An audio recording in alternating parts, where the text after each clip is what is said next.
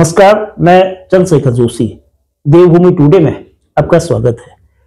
सभी को उत्तराखंड राज्य के 25 साल पूरे होने की बहुत बहुत शुभकामनाएं, बहुत बहुत बधाई। उत्तराखंड का आज स्थापना दिवस है, 9 नवंबर का दिन। यूं तो नवंबर का महीना तीन नए राज्यों का गठन वर्ष 2000 में हुआ था।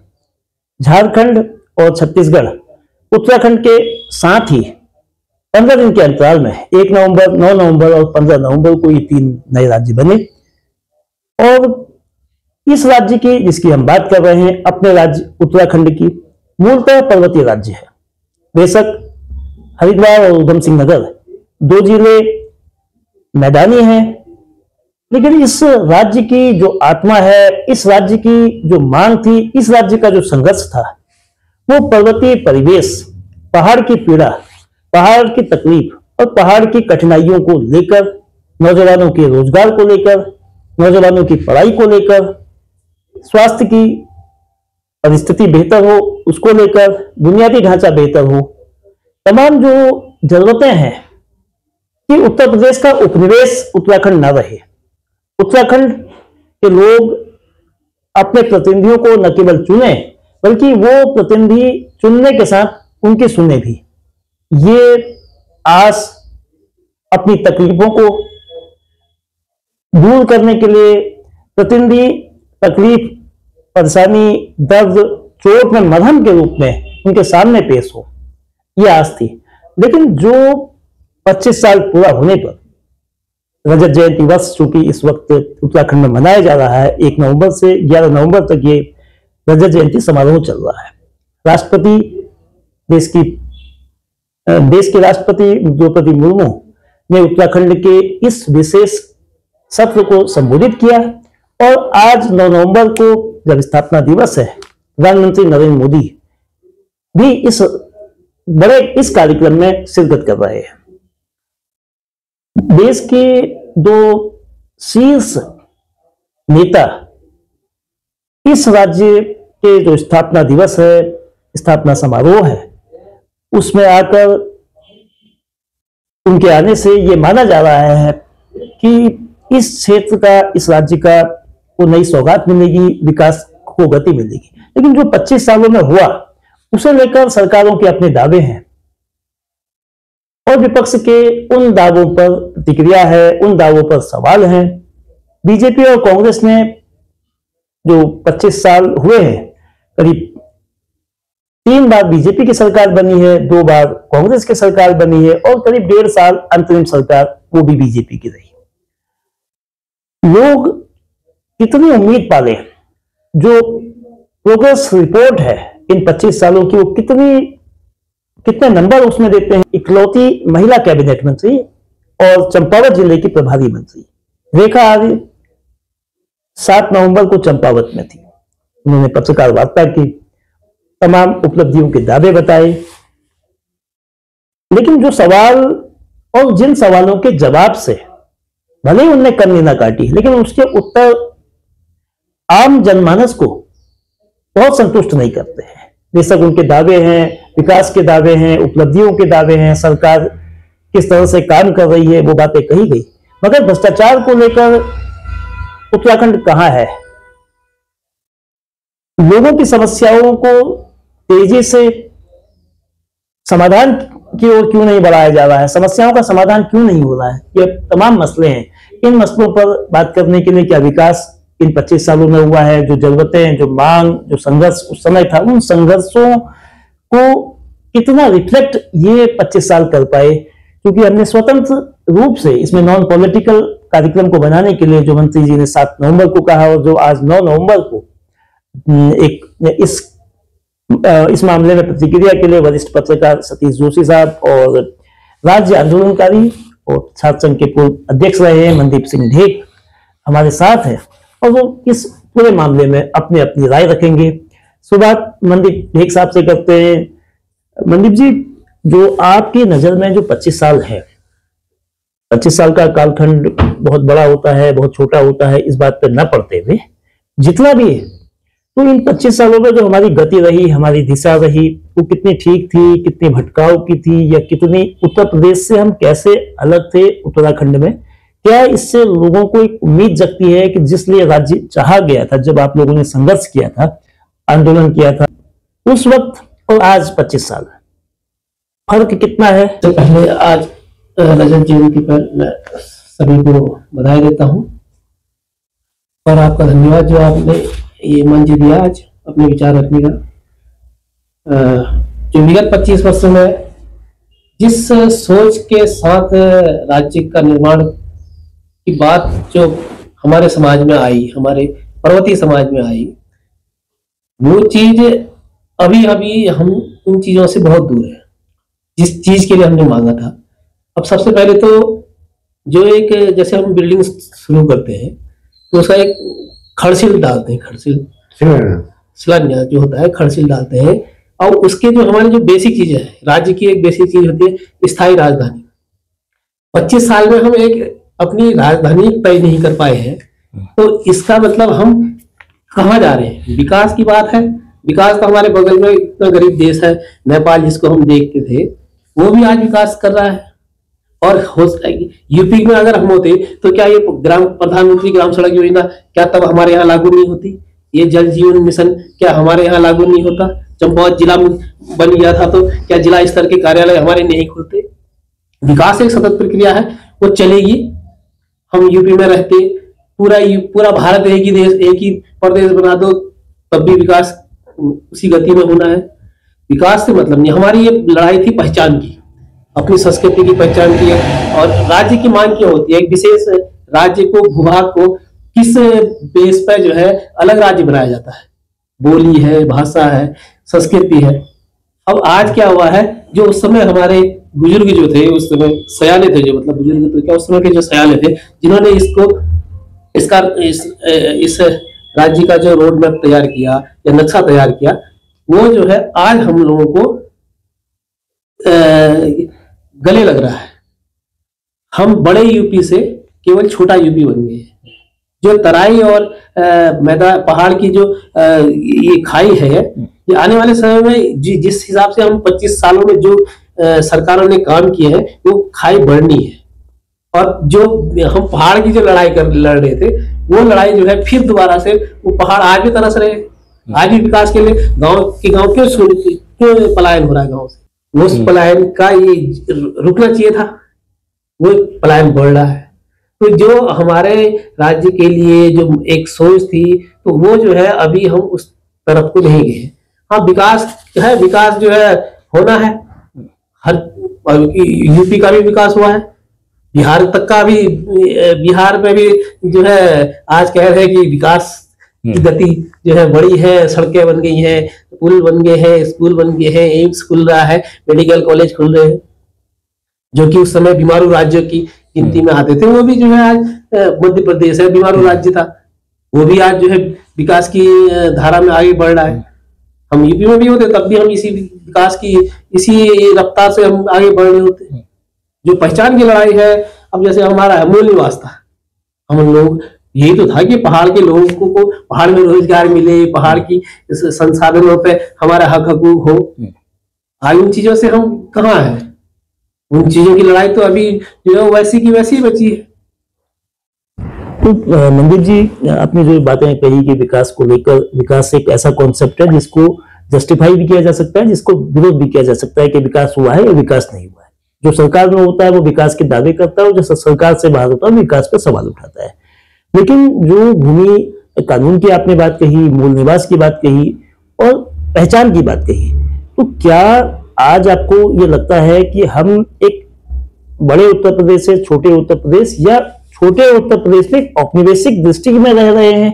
कुछ लोग तेजी से बहुत ज्यादा अमीर हो रहे हैं, और ग्रामीण क्षेत्र के जो 9 जिले तो नितांत पर्वतीय है, उन जिलों में जो बेसिक फैसिलिटीज है, रोजगार की कोई गुंजाइश वहां मोटे तौर पे नहीं है, इंडस्ट्री वहां नहीं है, खेती वहां की इस लायक नहीं है कि वो अपना उसमें अनाज भी कर सके, वहां स्वास्थ्य की कोई ऐसी स्थिति नहीं है, पढ़ने के लिए लोगों को, बच्चों को बाहर जाना होता है, नौकरी का जो मसला है, देश का सबसे सख्त कानून जो बना है, ये दावा सरकार का भी है और काफी हद तक हकीकत भी लगता है कि नकल विरोधी कानून बना है, लेकिन नकल विरोधी कानून भी नकल रोकने में बहुत सफल नहीं है। अनेक बार इस कानून के होते हुए पेपर लीक हुए हैं। तो ऐसे में सुधार कैसे हो?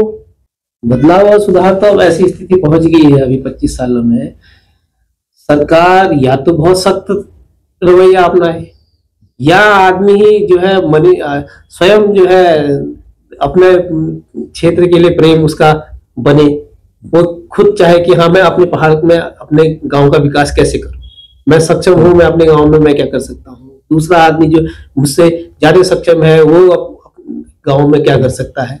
और दूसरी चीज है जो हमारे गांव में जो पहाड़ के जो गांव है छोटी छोटी जोत है, जमीनें भी जो है बहुत कम कम है लोगों के पास। जो रिकॉर्ड में अगर देखी जाएगी तो बहुत कम परिवार होंगे जिनके पास 150 नाली इकट्ठी हो या 150 नाली एक आदमी के नाम में हो, बाकी नहीं तो 5, 10, 15, 20 नाली से ज्यादा एक आदमी के नाम में जमीनें यहाँ नहीं है, वो भी जो है बिखरी हुई जमीनें है।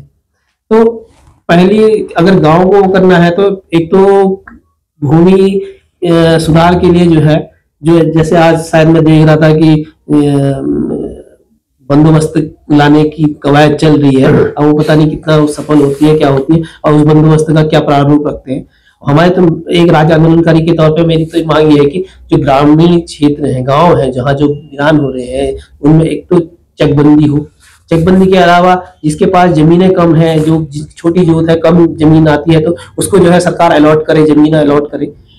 जो और दूसरी चीज जैसे हमारा क्षेत्र है वन आच्छादित क्षेत्र है, वन क्षेत्र ज्यादा है हमारे यहाँ, तो हमारे पास जो है संभावनाएं कृषि को लेके, अगर यही जमीन में अगर हम कृषि करना चाहें तो हमारे पास वो संभावनाएं कम होती जाएंगी। आज चलो आज की पीढ़ी में मेरे पास 20 नाली जमीन होगी, आने वाले समय में दूसरी पीढ़ी में मेरे पास जो है एक आदमी के पास 5-5 नाली 10-10 नाली भी नहीं बच पाएगी। तो वो क्या उसके आधार पर वो अपना रोजगार या अपना करियर या उस क्षेत्र से लगाव शायद नहीं रख पाए। तो ये चीजें जो है हमें अपनी पहचान को मतलब बचाते हुए इस भूमि का सुधार जो है मेन चीज, जो जब तक का हमारे को जमीनें जो है नहीं मिलेंगी ज्यादा मात्रा में कि हमारे सरकार उसको प्रोत्साहित करे। सरकार हाँ भाई ठीक है आप आओ अपने गांव में, अगर जमीन कम है ठीक है हम आपको जमीन भी देते हैं और चेकबंदी करके देते हैं, आप अपना पशुपालन हो, उद्यान हो, बाग बगीचे हो, इस तरह की जो एक अर्थव्यवस्था बनती है उसको भी एक क्या कहते हैं रूप दिया जा सकता है। एक आपसे आखिरी सवाल ये है, सरकार बल्कि 25 साल में विकास काफी हुआ है, ये भी इससे भी दो राय नहीं, लेकिन विकास के साथ भ्रष्टाचार पर नियंत्रण की भी बात होती है। तो सरकार का दावा है कि वो जीरो टॉलरेंस भ्रष्टाचार को लेकर है कि भ्रष्टाचार सहन नहीं होगा, उस पर कार्रवाई होगी। लेकिन जब लोकायुक्त की बात होती है और उस लोकायुक्त की जो 2013 तक थे भी, घड़ियाल साहब आखिरी लोकायुक्त थे और बीते 12 सालों से इस प्रदेश में कोई लोकायुक्त नहीं है। 2017 के चुनाव में भारतीय जनता पार्टी ने 100 दिन के भीतर लोकायुक्त की नियुक्ति की बात कही और आज जब हम 9 नवंबर 2025 में लोकायुक्त नहीं है, तो भ्रष्टाचार को लेकर क्या लगता है कि कंट्रोलिंग के लिए क्या ऐसा मैकेनिज्म है? हम उत्तर प्रदेश के जमाने से हमारे भ्रष्टाचार में सुधार हुआ या हम उसी के नक्शे कदम में या उससे भी एक कदम आगे बढ़ रहे हैं? भ्रष्टाचार में तो हम कहेंगे भ्रष्टाचार जो है अब यूपी का तो अब आप पता नहीं है क्योंकि वहाँ प्रशासनिक हमारे को मतलब नहीं रहता है, तो हमारे यहाँ भ्रष्टाचार कम नहीं हुआ है, उत्तराखंड में भ्रष्टाचार बढ़ा है। और वो भ्रष्टाचार का नजरिया है, बड़े आदमी किसका कौन भ्रष्टाचार कर रहा है, किस स्तर पर भ्रष्टाचार कर रहा है, वो जनता का जो है। एक तो मैं ये कहूंगा कि जो हमारे 25 साल में जो हमारी एक राजनीतिक सोच होती थी, एक गलत का विरोध करने की जो जज्बा होता था, वो मुझे थोड़ा कम होता हुआ दिख रहा है। जो नए युवाओं में, नई पीढ़ी में जो एक जज्बा होना चाहिए अपने हकों के लिए, अपने समाज के प्रति, एक जो समाज में गलत चीजें हो रही है उनको रोकने के प्रति या अपनी कोई मांगों के लिए जो एक जज्बा होता था वो नहीं दिख रहा है। तो इस वजह से जो है ये भ्रष्टाचार बढ़ रहे हैं। अब अभी यही हमारा मामला आया है चंपावत में, 2 कर्मचारी जो है घूस लेते हुए विजिलेंस ने पकड़ लिए। छोटे कर्मचारी हैं जो भी है, वो रूटीन का है, वो बेचारे पकड़े गए हैं अलग बात है। वो चीज हम, आप भी अगर किसी दफ्तर में जाओ, अगर आपके साथ पत्रकार का ठप्पा न हो तो आपको भी बिना लिए दिए आपका भी काम मुश्किल होगा। तो जो जन सामान्य की जो बात है, अभी एक हमारे जिले का मामला है, टीजे का टनकपुर जौलजीबी रोड का टेंडर का मामला है, 123 करोड़ के टेंडर का मामला, जुडिशरी से लेके राज्य सरकार से लेके आपका ऑर्बिटेशन से लेके, वो जबकि डॉक्यूमेंट्स हैं वो कि हाँ भाई भ्रष्टाचार हुआ है, गलत पेपरों के आधार पर, गलत कागजों के आधार पर टेंडर आवंटित हुआ है, उस पर कार्रवाई नहीं की गई है, उस व्यक्ति को बढ़ावा दिया जाता है समाज के द्वारा। अब ये हमारे समाज का तो अब उस व्यक्ति की गलती नहीं है, मैं भी उसकी जगह होता तो अपने फायदे के लिए हो सकता, मैं भी उस तरह के काम करता कि मेरा फायदा हो, मैं हाँ भी जैसे भी हो घूस दे के भी जो है, मेरे को 123 करोड़ का अगर टेंडर मिल रहा है, मैं 10-20 करोड़ रुपए अगर घूस भी देना पड़ेगी तो मैं भी एक व्यक्तिगत तौर पे हो सकता है मैं भी उस चीज को करूं, उसकी गलती नहीं है। लेकिन आज जो समाज में है, ऐसे व्यक्ति की जो बड़ा, अगर उसने 123 करोड़ का काम कर लिया, उसने 50 करोड़ कमा लिया, तो उसकी इज्जत होगी, उसमें भ्रष्टाचार का एंगल खत्म हो गया।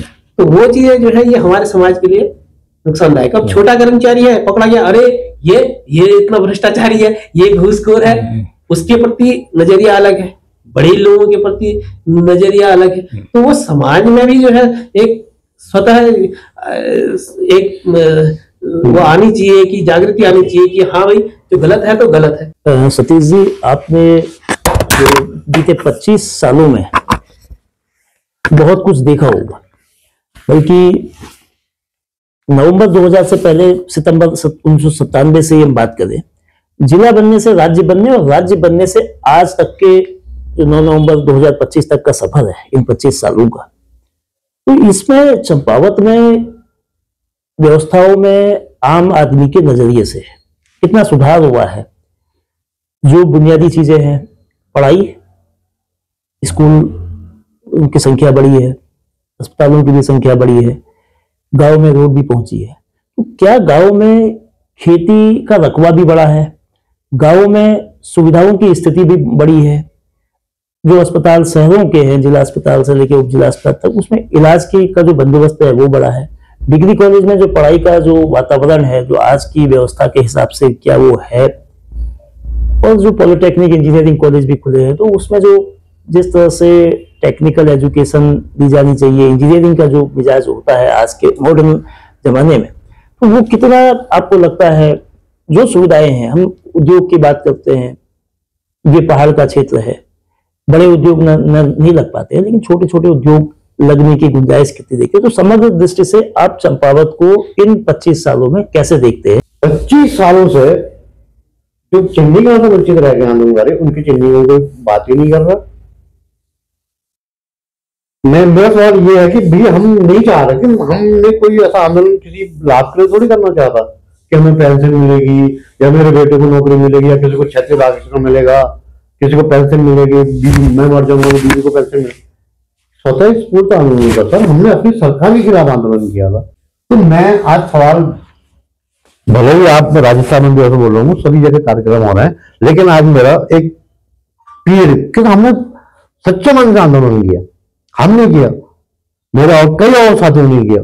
मतलब जो आंदोलन चिन्हित हो चुके हैं वो लोग भी मानते हैं कि हाँ ये हमारे साथी थे, पिछले बूथ है या जो भी थे, हमारे साथ कंधे से कंधा मिलाते थे। मेरे कहने का मतलब यह है कि कुल मिला के आप 25 साल होने के बाद भी अगर कोई आंदोलनकारी इंतजार कर रहा है कि उसका चिन्हीकरण हो, तो मोटे तौर पर जो विकास को लेकर जो बात है, जो उपलब्धियों को लेकर है, जो युवा, बेरोजगार, किसान, छात्र, तमाम जो तबके हैं, उसको लेकर आपका क्या नजर है? मतलब इन सबकी स्थितियां बेहतर हुई है या क्या उसमें आप देखते हैं? चलिए मैं 2 अल्फाज दूंगा सर। मैं तो ऐसे तुकबंदियों भी आपके आदेश के बाद मैंने खाली यहीं पे आपके बैठे बैठे बनाई है, गलती चाहूंगा लाइट भी करना थोड़ा सा। मैं कहना चाहूंगा कि हमने इस उम्मीद से नहीं लड़ी थी अलग राज्य की लड़ाई, कि हमने इस उम्मीद से नहीं लड़ी थी अलग राज्य की लड़ाई कि बन जाएगा राज्य तो आपस में मिल बांट के खाएंगे रबड़ी मलाई। हमने इस उम्मीद में नहीं की थी अलग उत्तराखंड की लड़ाई। तब कहते थे सर, ये बहुत ज्यादा समझाऊंगा नहीं, खाली मेरे भाव है कि तब कहते थे राज्य अलग बनेगा तो हमें फायदा ही फायदा है। 25 साल बीत गए, हमें तो एक भी राह नहीं दिखा भाई कि हमने इसलिए नहीं लड़ी थी अलग उत्तराखंड की लड़ाई। कुछ राजनीतिक धुरंधरों ने फेंका है अपने लाभ के लिए फंदा, ठीक, चिन्हीकरण का चुग्गा, पेंशन और क्षैतिज आरक्षण का धंधा। जोशीला था जो कभी आंदोलनकारी, आज बन गया है सरकारी बंदा। जिनका नहीं था आंदोलन से कुछ भी लेना देना, जिनका नहीं था आंदोलन से कुछ भी लेना देना, जो संघर्ष करने वाले आंदोलनकारियों को देते थे सदा उलाहना, जिन्होंने जेल जाना तो दूर सही नहीं एक छोटी सी भी प्रताड़ना, आज वो चिन्हित आंदोलनकारी बन डकार रहे हैं सत्ता की रसमलाई कि हमने इसलिए नहीं लड़ी थी उत्तराखंड की लड़ाई। 25 साल बाद भी आस लगाए हैं असली आंदोलनकारी चिन्हित, मतलब कहने लगे 25 साल बाद भी सच्चे और असली आंदोलनकारियों का है चिन्हीकरण का इंतजार। जबकि न वो 3 में थे, न 13 में थे, वो जमकर मौज काट रहे हैं। आप क्यों आंखें मूंद लेती है उसमें, कांग्रेस की हो या भाजपा की सरकार, नकलियों को मिल रहे हैं जब लाभ, तो हमने तो सच में आंदोलन किया भाई, इसलिए नहीं की थी हमने अलग उत्तराखंड की लड़ाई। सिर्फ अंतिम कहना चाहूंगा कि शासन प्रशासन बार बार चिन्हीकरण के नए मानक और पैरामीटर बनाते हैं, बाद में अपने ही बनाए मीटर पैरामीटरों से मुकर जाते हैं। चिन्हीकरण की आस लगाए आंदोलनकारी साल दर साल घट जाता था, मरेंगे भी ना, मौत भी तो आएगी उनकी। शायद सच ही कहते हैं कि नक्कार खाने में नहीं होती है तोती की आवाज की सुनवाई, इसलिए नहीं हमने लड़ी थी अलग उत्तराखंड की लड़ाई। बहुत धन्यवाद सतीश जी, आपने कविता के माध्यम से अपने आवेग, अपने विचार रखे। वो आपका जो सोच है कि तमाम जो आंदोलनकारी हुए, चंपावत जिले में भी 215 आंदोलनकारी है, उसमें से कुछ ऐसे हो सकते जिन्होंने सक्रिय भूमिका ना निभाई हो, लेकिन उसमें ज्यादातर ऐसे हैं जो वास्तविक आंदोलनकारी रहे हैं और संघर्ष उन्होंने किया है। बहरहाल जो 25 साल जो आज पूरे हुए हैं, विकास, उपलब्धियां और लोगों तक पहुंचने के जो सरकारी दावे हैं वो अपनी जगह यकीनन है, कुछ स्थितियां बेहतर हुई है, लेकिन ये जो सफर है, विकास का सफर है, लोगों की दुश्वारियों को कम करने का सफर है, वो जारी रहना चाहिए, उसमें तेजी आनी चाहिए। रोजगार को लेकर जो क्राइसिस है, जो संकट है, बेहतर शिक्षा, सुलभ शिक्षा, और बेहतर हो अगर वो शिक्षा सस्ती भी हो, गुणवत्ता वाली भी हो, इलाज सरकारी अस्पतालों में केवल रेफरल सेंटर के रूप में ना हो, कोई इलाज सरकारी अस्पताल अपनी विश्वसनीयता और गरीब का सहारा, गरीब के दर्द में मरहम लगाने का वो काम करें, उसके जख्म में मरहम दें। रोजगार को लेकर जो पलायन और रोजगार दो ऐसे शब्द हैं, यानी कि रोजगार की कमी से पलायन, गांवों में सुविधाओं की कमी से पलायन और संसाधनों की जो कमी है, उनका जो ग्रामीण क्षेत्र में खास तौर पर स्थितियां हैं, कृषि, बागवानी, खेती की जो लगातार गिरती जो स्थिति है, इन सब पर विचार करना चाहिए। बहुत सारी योजनाएं नए सिरे से लागू भी की गई हैं, लेकिन वो योजनाएं जमीन पर जिनके लिए बनी है उन तक वास्तविक रूप में पहुंचे, ये देखने की जिम्मेदारी भी सरकार के अमले की है, प्रशासन की है, प्रतिनिधियों की है, और तभी जो राज्य के आंदोलनकारी है उनकी जो लड़ाई थी, जो संघर्ष था, वो मूर्त रूप लेगा।